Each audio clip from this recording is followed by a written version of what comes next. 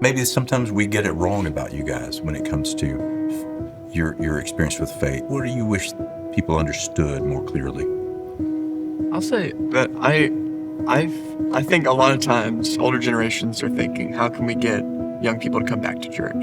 Because they see us leaving, and they see us not searching for God at church. But we have a whole generation of people who want God and are looking for God everywhere. The thing we don't need to do is create polished, sensationalized church. And I can speak at least for myself and say this, but let me know. Give me like a amen or something if it feels accurate. But we want a village to love us into being. We don't need it to be perfect, right? I think we just want something real, a community of people who can tell us that they will usher us into a relationship with God. And other than that, I'm not too picky, personally. Interesting. Okay. Amen to that. Just get to know us. Please. That's all, really. We are lost. We need guidance. We just need one hand to help us find the way. The generations when we were younger, there were people older than us who took a stand to make things happen that we have benefited from. And now everything's happening on our watch. Yeah, it's our turn. It's our turn. But who's listening? I mean, I think when I think about the prophets, a lot of the prophets said what they said fell on deaf ears. Right. And so if we are at that stage and we're sharing wisdom, who's listening? Who's paying attention? I don't know.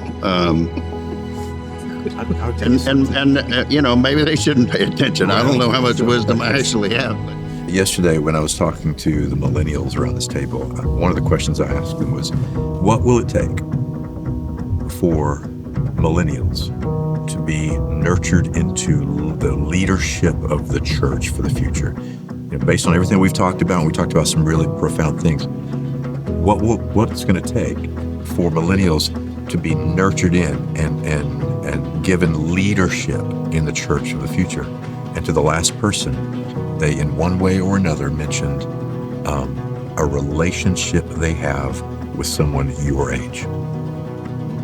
To the last person, they told stories about someone who was older than them in a relationship with them that empowered them. Wow. Yeah. I think that the future of our church depends a lot on that partnership between our generations, right? And people who are already leaders finding the people of our generation and saying, let's partner together, let's do this together. I'm going to show you how I did it, and we'll make it yours. Yeah, nothing has made me feel compelled to come back more than the little old ladies that know my name that sit next to us in church, or the people that have watched Mary Thiene grow up. Like, when people that are not in your circle of influence know your name and know who you are and know your family, that's empowering. And it makes you want to take the next step, and it makes you want to have some sort of ownership over this place too, because you feel like, oh, I'm part of this place.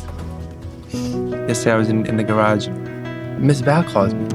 She goes, I have to tell you something. I was like, what's going on? She goes, I don't need an answer now, but I want to nominate you for deacon. And I go, wait, what? Tell me more about it. And she started telling me about it. But that kind of, pulling, folks in. Encouragement. Believing in you. Right. One of the times that I have felt most loved and most honored by the younger generation in this church was one day when one of our younger women deacons came to me and said, Beth Ann, will you be my mentor? I said, what a compliment. Wow.